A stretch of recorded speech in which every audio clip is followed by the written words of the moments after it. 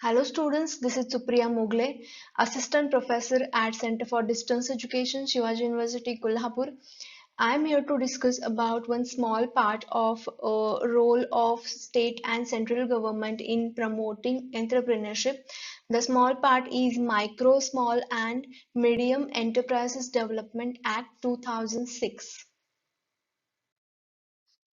So first we'll see the concept of this act.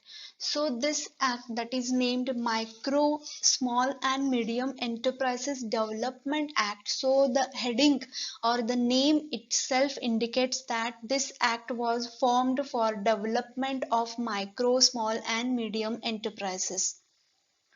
So this act has been enacted to facilitate the promotion and development of these types of enterprises, that is micro, small and medium enterprises, as well as to enhance the competitiveness of micro, small and medium enterprises and for matters related with it.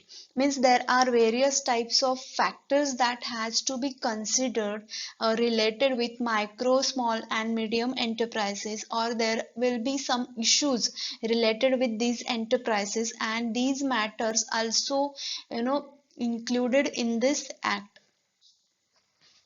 It includes establishment of specific funds, then notification of particular schemes or particular programs and credit policies also. It has the first ever legal framework for recognition of the concept of enterprise, which comprises both manufacturing entities as well as service entities. And under this act, three tiers of enterprises are declared, that is micro, small and medium. So these are three tiers of the enterprises which is included in this act, and they have defined for the first time. And to protect small enterprises and to boost the employment through these enterprises, Indian government reserved certain products for exclusive production by such enterprises, and then to provide opportunities for technological upgradation or the promotion of exports or economies of scale, they had de-reservation of the products.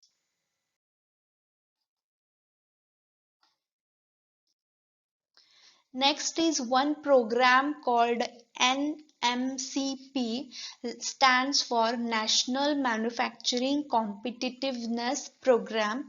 It was launched to provide support to the manufacturing sector, particularly for small and medium enterprises, and it consists 10 different components as the initiatives for the development and promotion. Then there are several schemes and policies have been undertaken, like CLCSS, that is Credit Linked Capital Subsidy Scheme. It was launched to facilitate technology upgradation by having capital subsidies. Then state and union territories are government are executing several promotional and developmental projects or schemes, as well as providing number of supporting incentives to the enterprises for their promotion or for their development. And these schemes are uh, executed through State Directorate of Industries, and it is abbreviated as SDI, that is Directorate of Industries. And the schemes, like various schemes are there or policies which have been undertaken, and those are executed through these SDI. So around 30 MSME, that is uh, micro, small and medium enterprises, DI means district industries, have been set up in state capitals with a view to provide assistance to the entrepreneurs. So there is a need to have assistance like technical assistance or financial assistance, etc.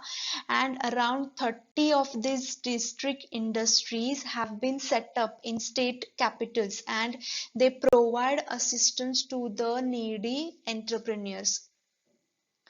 Then state uh, industrial development and financial development institutions and state financial corporations look after the needs of MSME sector, that is micro, small and medium enterprises have some needs. So these types of institutions and corporations are helping to that, or they look after the needs of these sectors.